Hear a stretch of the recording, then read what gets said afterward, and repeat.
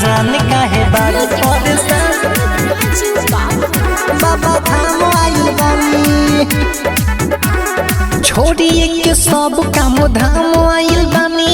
भोला जी के जपत जपत नाम आइल बानी नाम आइल बानी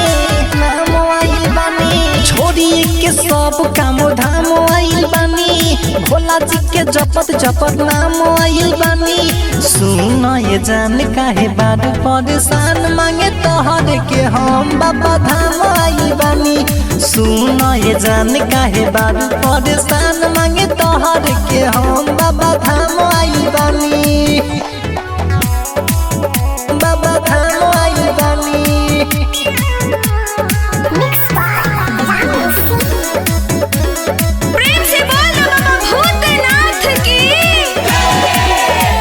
जाके चढ़ाई हम भांग के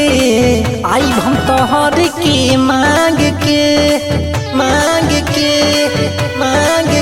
जल ढार लेबे द गाजा मार लेबे द तनी बाबा के पैया पखार लेबे द कके नाही तनी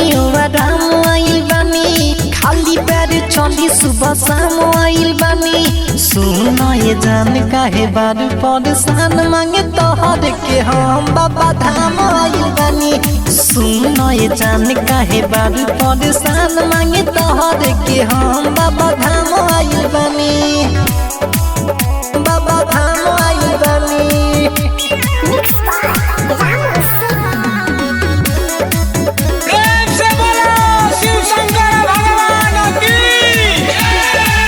चरण में टिके हम माथ के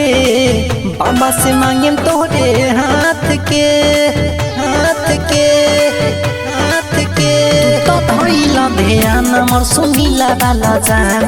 कृपा कर दिहे बाबा तो होई मिलान मेला घुमेला थोड़ा दाम लाइल बानी